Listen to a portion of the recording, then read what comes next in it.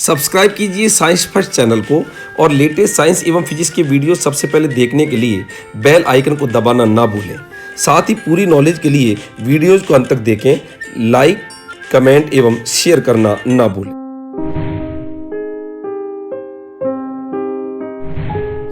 नमस्कार दोस्तों, स्वागत है आपका फिजिक्स के कैप्सूल के अंदर अर्थात ज्ञान का कैप्सूल। आज फिर एक हम नई चीज सीखने जा रहे हैं। दोस्तों, याद करो अपना बचपन और उस बचपन में कभी कागज की बनाई हुई हमने नाव चलाई थी बारिश के पानी में। वो कागज की कश्ती, वो बारिश का पानी। आप सोचिएगा कि कितना प्रफुल्लित मन रहता था।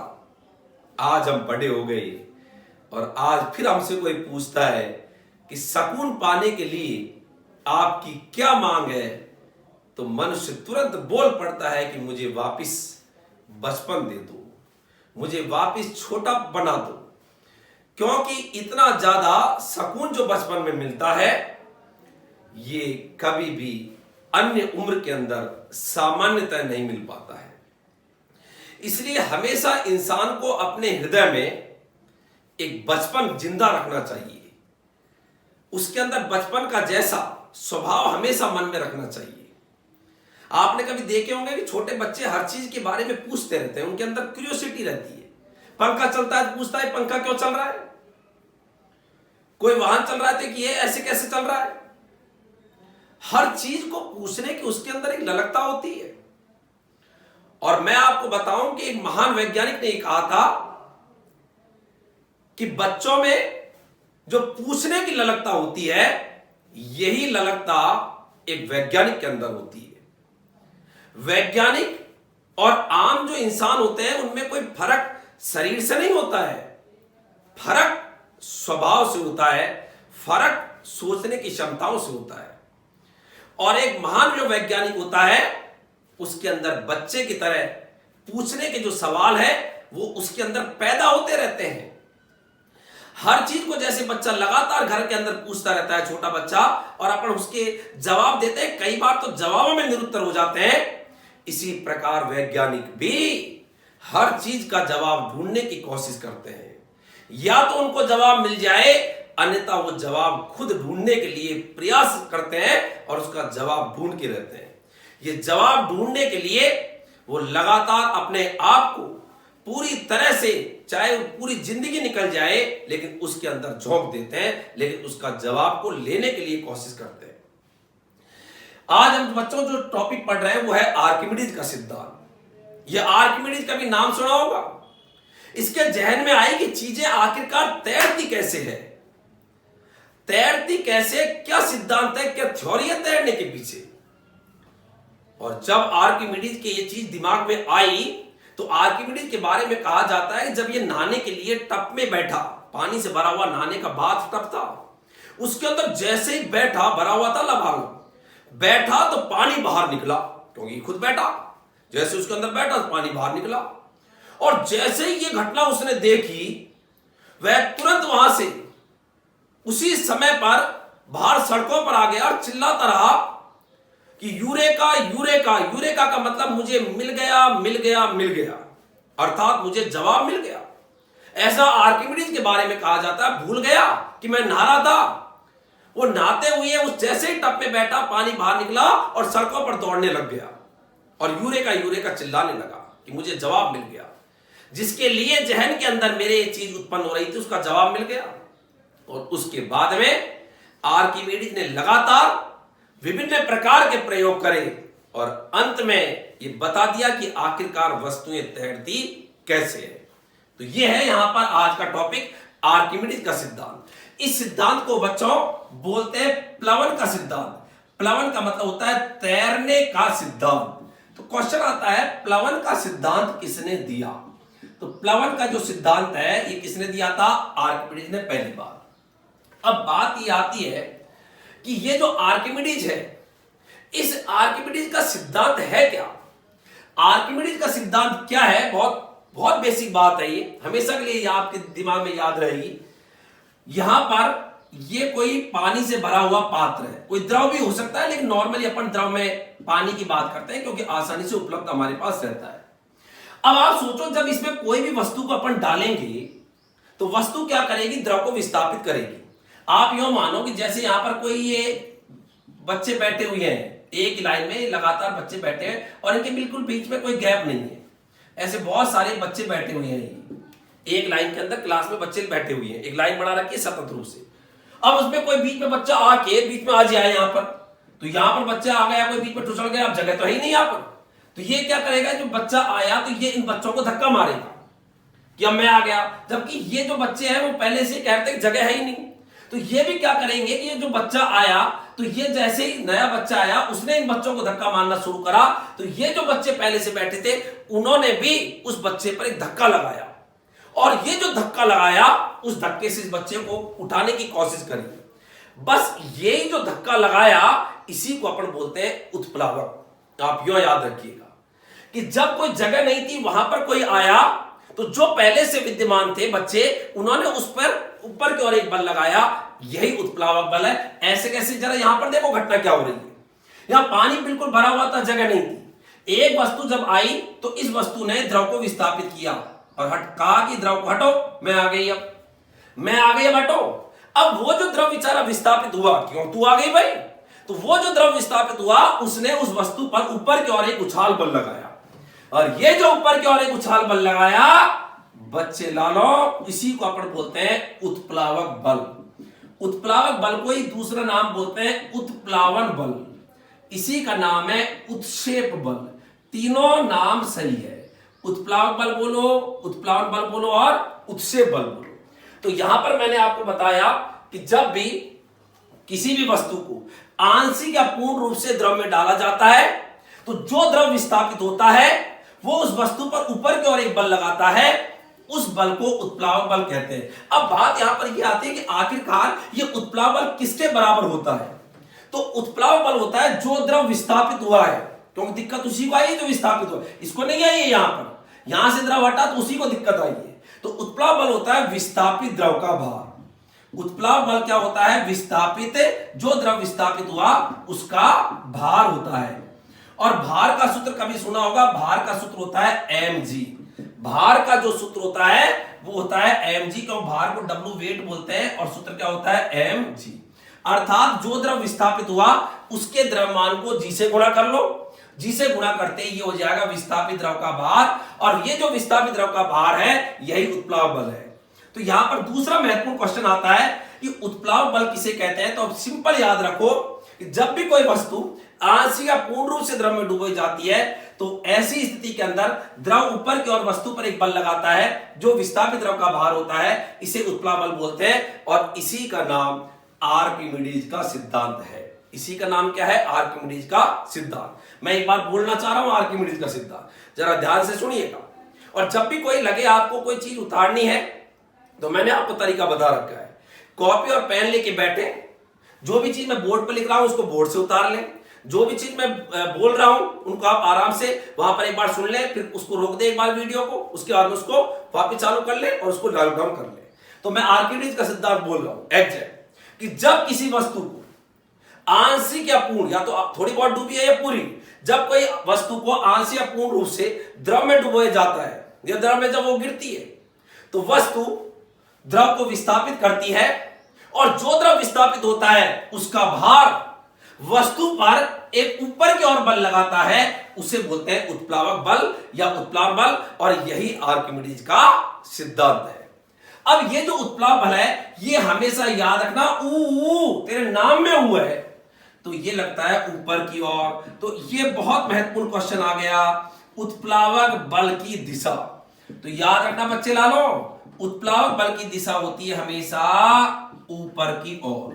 कोई भी आपसे पूछे कि उत्प्लावक बल हमेशा किधर लगेगा? ऊपर। चाहे वस्तु पानी में ऊपर से नीचे आ रही है और चाहे पानी में नीचे से ऊपर आ रही है, दोनों ही स्थितियों में उत्प्लावक बल बताओ किधर लगेगा? ऊपर की ओर। चाहे वस्तु ऊपर से नीचे आए चाहे नीचे से ऊपर जाए, अगला तो हमेशा ऊपर की ओर ही लगेगा, और अगले का नाम क्या है? उत्प्लावक बल होता है। अब बात यहां पर यह आती है कि उत्प्लावक बल जो है ये किस पर निर्भर करता है? बहुत महत्वपूर्ण क्वेश्चन। उत्प्लावक बल आखिरकार निर्भर किस पर करता है? तो आगे मैं आपको बता रहा हूं उत्प्लावक बल की निर्भरता। तो ये उत्प्लाव बल याद रखना हमेशा ऊपर की ओर लगता है। उत्प्लाव बल जो है इसका दूसरा नाम उत्प्लावन या उत्क्षेप बल है। और अब है उत्प्लाव बल जो है, ये उत्प्लाव बल जो है ये निर्भर किस पर करता है। तो यहां पर हेडिंग ये है उत्प्लावक बल की निर्भरता। उत्प्लावक बल की निर्भरता कि उत्प्लाव बल आखिरकार किस किस पर निर्भर करता है। तो देखो बिल्कुल सिंपल सी बात है। उत्प्लावक बल, बच्चों मैंने बताया था, उत्प्लावक बल होता है विस्थापित द्रव का भार। जो भी द्रव विस्थापित होता है उसका भार उत्प्लाव बल होता है। तो उत्प्लाव बल होता है विस्थापित द्रव का भार, और भार का सूत्र होता है mg। कभी आपने सुना भी होगा, भार को अंग्रेजी में अपन वेट बोलते हैं, और वेट है तो W से लिखते हैं, सूत्र होता है mg। तो यहां पर भार का सूत्र होता है mg।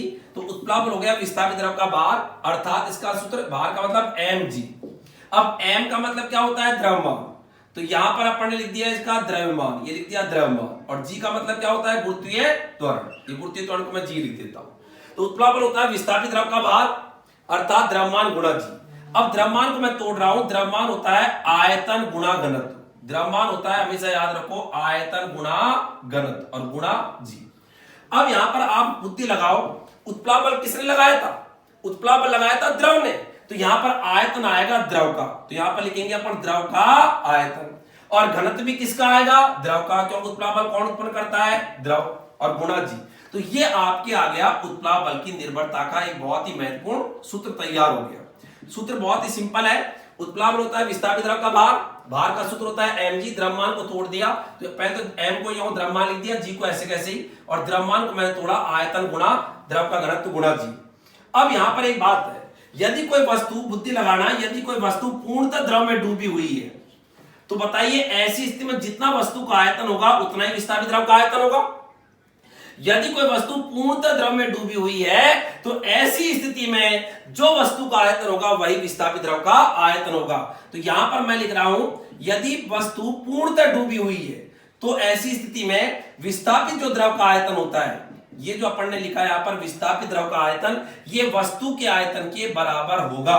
वस्तु का जो आयतन होगा उसके बराबर होगा। लेकिन बताओ ये कंडीशन कब लिखेंगे, जब वस्तु पूर्णतः डूबी हुई है।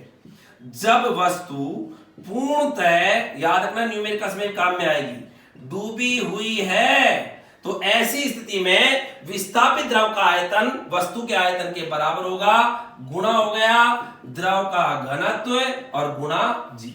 बिल्कुल सिंपल सी बात है। उत्प्लाव बल विस्थापित द्रव का भार, भार का सूत्र mg, m का मतलब द्रव्यमान, g ऐसे कैसे ही। द्रव्यमान क्या होता है, आयतन गुणा घनत्व। उत्प्लाव बल कौन लगाता है, विस्थापित द्रव, तो विस्थापित द्रव का आयतन, विस्थापित द्रव का घनत्व गुणा g। और यदि वस्तु पूरी डूब गई तो याद रखना विस्थापित द्रव का आयतन वस्तु के आयतन के बराबर होगा। तो यहां से पता चला उत्प्लाव बल किस पर निर्भर कर रहा है, वस्तु के आयतन पर, और किस पर निर्भर कर रहा है, द्रव के घनत्व पर। यह बहुत इंपॉर्टेंट है, उत्प्लाव बल द्रव के घनत्व पर निर्भर करता है, परीक्षा में बहुत ज्यादा पूछा जाता है। यह था उत्प्लाव बल की निर्भरता। अब बात यहां पर यह आती है कि वस्तुओं के डूबने और तैरने की कंडीशन क्या है। कंडीशन का मतलब कौन सी स्थितियां ऐसी होती है जब वस्तु डूबती है, और कौन सी स्थितियां ऐसी होती है जब वस्तु तैरती है। तो बहुत सिंपल सी बात है यहां पर। तो यहां मैं हेडिंग डाल रहा हूं, डूबने अथवा तैरने की शर्तें, कि कब वस्तु डूबती है कब वस्तु तैरती है। तो टॉपिक का नाम है डूबने या तैरने की शर्तें। अब शर्त में देखो नंबर 1, आप सोचो यहां पर ये कोई द्रव भरा हुआ है इस पात्र में, और माना एक वस्तु का भार है 100 न्यूटन। वस्तु का जो भार है, वस्तु का भार कितना है, 100 न्यूटन। और माना जैसे ही वस्तु द्रव में आई तो ऊपर की ओर जो उत्प्लाव बल लगा वो माना लगा 80 न्यूटन, ऊपर की ओर कम लगा, भार ज्यादा था। भार का मतलब भार के कारण वस्तु नीचे आती है, नीचे की ओर ज्यादा, ऊपर की ओर कम लगा, तो पक्का है वस्तु नीचे ही आएगी, और नीचे ही आएगी तो डूबेगी। अर्थात जब जब वस्तु का भार, उत्प्लाव बल कितना लगा था इसमें, उत्प्लाव बल बोलो कितना है, 80 न्यूटन। कि यदि वस्तु का भार ज्यादा है, उत्प्लाव बल कम है, तो पक्का है वस्तु डूबेगी। तो पहली कंडीशन आ गई कि जब वस्तु का भार, जब वस्तु का भार तो ज्यादा होता है, चौड़ा ज्यादा होता है किससे, उत्प्लावक बल से, ऐसी स्थिति में बताओ क्या होगा, वस्तु डूबेगी। लेकिन एक काम जरूर होगा, वस्तु के भार में कमी होगी। बताओ पहले वस्तु का भार कितना था 100, ऊपर की ओर उत्प्लावल ने कितना ठटोड़ा लगाया, अरे नीचे से कितना ठटोड़ा लगाया भाई 80 का। तो अब बताओ भार कितना रह गया, 100 में से 80 का ठटोड़ा लगा, तो बताओ वस्तु का परिणामी भार, वस्तु का परिणामी भार, और ये जो वस्तु का परिणामी भार होगा ये होगा 100 माइनस 80 बराबर कितना 20 न्यूटन। अर्थात वस्तु का भार जो 100 था उसमें से 80 न्यूटन का जब उत्प्लावन लग गया तो वस्तु का भार अब 20 रह गया। अर्थात वस्तु डूबेगी लेकिन वस्तु के भार में क्या आएगी, कमी आएगी। वस्तु के भार में क्या आएगी, कमी आएगी। और इसलिए याद रखें कि जब जब वस्तु का भार उत्प्लावन से ज्यादा है तो वस्तु डूबेगी, लेकिन वस्तु के भार में क्या आ जाती है, कमी आ जाती है। उत्प्लावक बल हमेशा वस्तु के भार में कमी करता है। उत्प्लावक बल वस्तु के भार में क्या करता है, कमी। ध्यान रखना, भी इस पर एक सवाल दूंगा कि उत्प्लावक बल वस्तु के भार में कमी करता है। या ये कंडीशन जो है इसको इस प्रकार से भी अपन ध्यान रख सकते हैं कि जब जब तैरने वाली वस्तु का घनत्व, यदि वस्तु का घनत्व जिस द्रव में तैर रही है उससे ज्यादा है, तैरने वाली वस्तु का घनत्व द्रव के घनत्व से ज्यादा है, तो भी वस्तु डूबेगी। उदाहरण लोहे की कील, उदाहरण मैं बोल रहा हूं, लोहे की कील कौमा पानी में डूब जाती है। लोहे की कील पानी में डूब जाती है, क्यों? क्योंकि लोहे का घनत्व ज्यादा होता है द्रव के घनत्व से और इसलिए वो पानी में डूब जाती है। तो बताओ डूबने की ये दो शर्तें हो गई, ये भी सही है, ये भी सही है, दोनों प्रकार से आप इसको ध्यान रखें। सेकंड जो शर्त है वो क्या आती है, यदि वस्तु का भार और उत्प्लावक बल दोनों बराबर है। सेकंड कंडीशन ले रहा हूं, यदि वस्तु का भार और उत्प्लावक बल दोनों बराबर है तो क्या होगा, तो जितना वस्तु का भार है उतना ही उत्प्लावक बल है। सेकंड कंडीशन मतलब ये यहां पर पात्र में द्रव भरा हुआ, वस्तु का माना भार कितना है बोलो नीचे की ओर, भार बोलो, भार बराबर 100 न्यूटन, और उत्प्लावक बल भी बताओ कितना लग रहा है ऊपर की ओर 100 न्यूटन, उत्प्लावक बल भी कितना 100 न्यूटन, तो दोनों 100 है, तो इसका मतलब दोनों बराबर है। तो ऐसी स्थिति में वस्तु क्या होगी, डूब कर तैरेगी। इसको बोलते हैं डूब कर तैरना, इसका नाम है डूब कर तैरना। तो डूब कर तैरने को अपन न तो तैरना मानते हैं न अपन डूबना मानते हैं, इसको किसी में नहीं लेते, इसलिए ज्यादातर ये कोई काम में दूसरी शर्त आती नहीं है। तीसरी और ये सेकंड कंडीशन थी, तीसरी और अंतिम कंडीशन आ रही है, यदि वस्तु का भार कम है और उत्प्लावक बल ज्यादा है। वस्तु का भार तो कम है और उत्प्लावक बल क्या है, ज्यादा।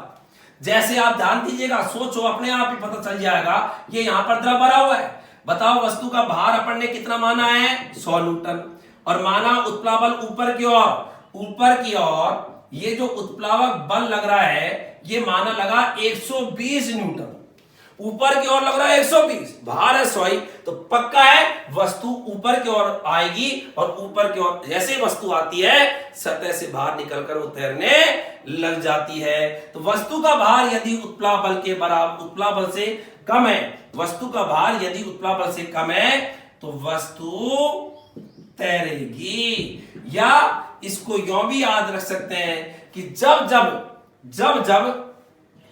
जिन वस्तुओं का घनत्व कम होता है, वस्तुओं का घनत्व कम होता है किससे, द्रव के घनत्व से, तो ऐसी स्थिति में ऐसी वस्तुएं द्रव में तैरने लगती है। एग्जाम्पल, यदि वस्तु का घनत्व, तैरने वाली वस्तु का घनत्व जिस द्रव में तैर रही उसके घनत्व से कम है तो वस्तु तैरेगी। जैसे बहुत महत्वपूर्ण क्वेश्चन, ये आरएएस में भी आया वो सवाल है, बच्चे ला लो, बर्फ कौमा पानी में तैरती है, बर्फ पानी में क्यों तैरती है, क्योंकि राइट आंसर यही है, क्योंकि बर्फ का जो घनत्व होता है कम होता है किससे, पानी के घनत्व से, और बर्फ का घनत्व पानी के घनत्व से कम है, यही कारण है कि बर्फ जो है पानी में तैरती है। तो ये मैंने डूबने और तैरने की कुल मिला के आपको कितनी स्थितियां बताई थी, 3।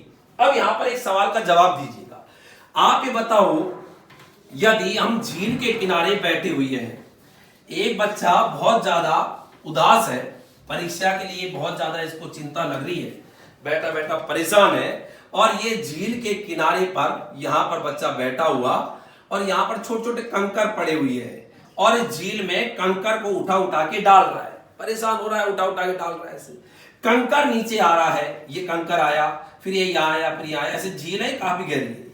क्वेश्चन ये है कि जब झील में कंकर या पत्थर डाला जाता है तो उत्प्लाव बल का मान सबसे ज्यादा कहां होगा? जब वो पत्थर या कंकर ऊपर होगा, जब मध्य में होगा, जब नीचे होगा, या सभी जगह पर समान। तो राइट आंसर आएगा सभी जगह पर समान, क्योंकि यहां पर भी जितना ये पत्थर या कंकर जितना द्रव को विस्थापित करेगा उतना ही यहां करेगा, उतना ही यहां करेगा। ये तो है नीचे आके पत्थर से कोई मोटा हो जाए, चौड़ा हो जाए, उतना ही रहेगा। इसका मतलब यदि ये ऊपर है तो भी द्रव को उतना ही विस्थापित कर रहा है, बीच में है तो भी उतना कर रहा है, नीचे है तो भी उतना कर रहा है। और याद रखना उत्प्लाव बल हमेशा होता है विस्थापित द्रव का भाग, और जो द्रव विस्थापित होता है वही उत्प्लाव बल उत्पन्न करता है। इसलिए कि जब कोई झील के अंदर पत्थर आता है तो उत्प्लाव बल का मान जब तक वो नीचे आता है तब तक सभी जगह पर उस पर कैसा लगता है? समान लगता है। अच्छा, एक चीज बताओ, यदि किसी को अपन डायरेक्ट ऐसे उठाए बाड़ों से पकड़ के, यदि कोई 50 किलो का बाढ़ से पकड़ के किसी छोरे को यूं उठाए, तो ऐसी स्थिति के अंदर तो छोरे की बाढ़ हाथ में आ जाए, छोरा वहीं पर जी है, तो छोरा 50 का है, 50 को जी से गुणा करो तो 500 न्यूटन भार का है। लेकिन आप सोचो कि जब कोई गोताखोर जब कोई पानी में डूबने वाला होता है, या यही छोरा यदि पानी के अंदर है, तो पानी में से यदि इसको निकालना है तो तुरंत गोताखोर बाढ़ पकड़ के आसानी से ले आता है, वहां पर उसके बाढ़ नहीं टूटते। आप यहां पर उठाओगे तो ये बाढ़ हाथ में आ जाएंगे, बच्चा वहीं रजी है, छोरा वहीं रजी है, लेकिन पानी में से वस्तु आसानी से उठ जाती है। उसका कारण क्या है? उसका कारण है पानी के अंदर क्या लगता है? उत्प्लावक बल। कभी आपने देखा होगा जब लंबी रस्सी होती है, जब कभी आपने कुओं में जब अपने यहां पर लंबी रस्सी होती है, ये अपन है, और जब लंबी रस्सी होती है, ये कुआ है, और कुएं में अपन लंबी रस्सी को डाल देते हैं पूरा बाल्टी के साथ, जा तू देख कितनी है, और जब तक ये बाल्टी बाहर जब पानी के अंदर जब तक रहती है, जब तक तो आसानी से अपन इसको जब खींचते हैं तो आसानी से खींचती है, लेकिन जैसे ही पानी से बाहर आती है, पानी से बाहर आने पर बड़ा जोर आता है। उसका क्या कारण है? उसका कारण यह है क्योंकि यहां पर ये जो पानी में रहती है, तो पानी के कारण इस बाल्टी पर ऊपर की ओर क्या लगता है? बोलो, उत्प्लावक बल। इसलिए उत्प्लाव बल के कारण ही वस्तु को पानी में उठाना आसान होता है। पत्थर पानी में पड़ा हुआ है, उठाओगे आसानी से उठ जाएगा। बच्चा यदि आपका पानी के अंदर, ये कोई लड़का है 50 किलो का है, यदि वो पानी के अंदर है तो उसको आसानी से आप उठा लोगे, बाहर निकल जाएगा, जोर नहीं आएगा। लेकिन उसी को यदि अपन हवा के अंदर उठाना चाहेंगे, बड़ा जोर आएगा। एग्जाम्पल के बतौर मैंने आपको समझाया कि वस्तु को पानी में उठाना आसान होता है। कारण क्या है कि पानी में ऊपर की ओर कौन सा बल लगता है? उछाल बल, जिसको अपन बोलते हैं उत्प्लावक बल। अच्छा, एक चीज और महत्वपूर्ण बात याद रखिएगा, ये जो आर्किमिडीज का जो सिद्धांत है, अर्थात जो उत्प्लावकता की बात बताई थी, ये तरलों का गुण है। तो बहुत महत्वपूर्ण बात है ये, उत्प्लावकता तरलों का गुण है, तरलों का गुण है। अब कई तो तरल नहीं जानते कि तरल क्या है। तरल पूछे ना तो कई तो बोलते हैं लिक्विड है। ये तरल का मतलब लिक्विड नहीं, तरल को बोलते हैं फ्लूइड। तरल को क्या बोलते हैं? फ्लूइड, अर्थात जो बह सकते हैं। तरल का मतलब होता है जो बह सकते हैं, जिनमें भी बहने का गुण है वो तरल है। और बहने में दोनों बातें आती है, द्रव और गैस। और ये जो आप लिक्विड बोलते हो ना, ये बोल रहे थे ना लिक्विड, तरल का ये होता है। तरल तो फ्लूइड होता है, लिक्विड द्रव होता है। और तरल में दोनों बातें आती है, द्रव और गैस, क्योंकि द्रव भी बहता है और गैस भी बहती है। तो उत्प्लावकता द्रवों का भी गुण है और उत्प्लावकता गैसों के कारण भी होती है। इसलिए याद रखना, उत्प्लावकता दोनों का ही गुण है, द्रवों का भी और गैसों का भी। अब यहां पर बात आती है कि ये जो हमने आर्किमिडीज का सिद्धांत पढ़ा, तो आर्किमिडीज के सिद्धांत कहां कहां पर काम में लेते हैं, और उसको मैं बोल रहा हूं आर्किमिडीज के सिद्धांत के अनुप्रयोग। आर्किमिडीज के सिद्धांत के अनुप्रयोग, तो आर्किमिडीज का सिद्धांत चूंकि वस्तुओं को तैरने के योग्य बनाता है, इसलिए तैरने के लिए काम में आता है। इसलिए आर्किमिडीज का सिद्धांत अपन काम में लेते हैं। जलयान, जहाज, पनडुब्बी, उनकी डिजाइन उसी प्रकार की बनाई जाती है, पनडुब्बी, ताकि वो आसानी से तैर पाए। इसके अलावा लैक्टोमीटर, ये जो लैक्टोमीटर होता है ये दूध की शुद्धता को मापता है। उपकरण का नाम है कि दूध के अंदर कितना पानी मिला हुआ है नहीं है। तो दूध की शुद्धता को मापता है, दूध की शुद्धता को मापने वाला उपकरण है, शुद्धता को बताने वाला ये उपकरण होता है लैक्टोमीटर। और ये लैक्टोमीटर भी काम करता है आर्किमिडीज सिद्धांत पर। एक होता है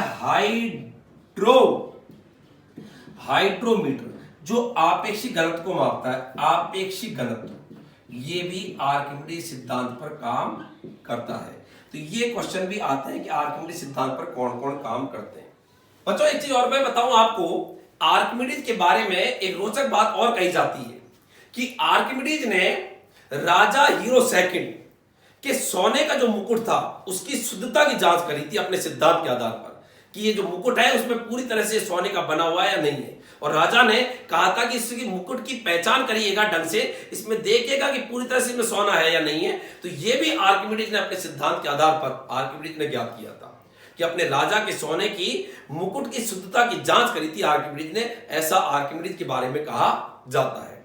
अब एक क्वेश्चन आप बताइएगा, यदि आपको कोई तैरने के लिए कहे और आपके पास कोई दो ऑप्शन है, एक तालाब के अंदर और एक समुद्र के अंदर, तो बताइए आप साइंटिफिक वे से यदि आप तैरना चाहते हो, साइंटिफिक वे का मतलब है विज्ञान के सिद्धांत के हिसाब से सोचें, तो आपको तैरने के लिए कहां जाना चाहिए, तैरने के लिए कौन सी जगह सही रहेगी। तो तैरने के लिए बच्चे लालो याद रखो, कहा भी जाता है कि तैरना है सो समुद्र में तैरो, तालाब में क्या तैरते हो।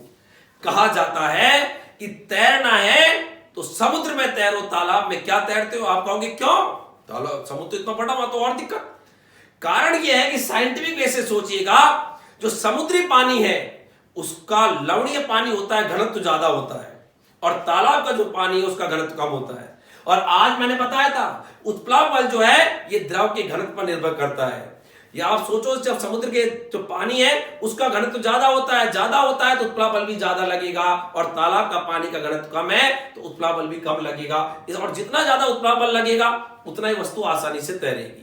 यही कारण है कि समुद्र के पानी में ज्यादा उत्प्लाव बल लगेगा तो हम आसानी से उस समुद्र के पानी में तैरते रहेंगे, लेकिन तालाबी पानी का घनत्व कम होने के कारण उत्प्लाव बल भी कम लगेगा और उसमें डूबने का खतरा रहता है।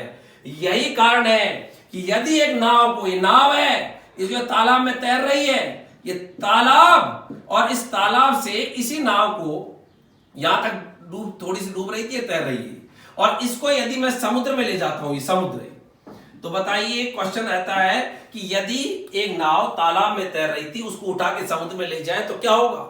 समुद्र में चूंकि ज्यादा उत्प्लाव बल लगेगा तो नाव और अधिक बाहर निकलकर तैरेगी। तालाब में यदि इतना सा डूब कर तैर रही थी तो यहां तो बहुत कम डूब कर ही तैरेगी, क्योंकि समुद्र के पानी का उत्प्लाव बल ज्यादा होता है, क्योंकि इसका घनत्व ज्यादा होता है।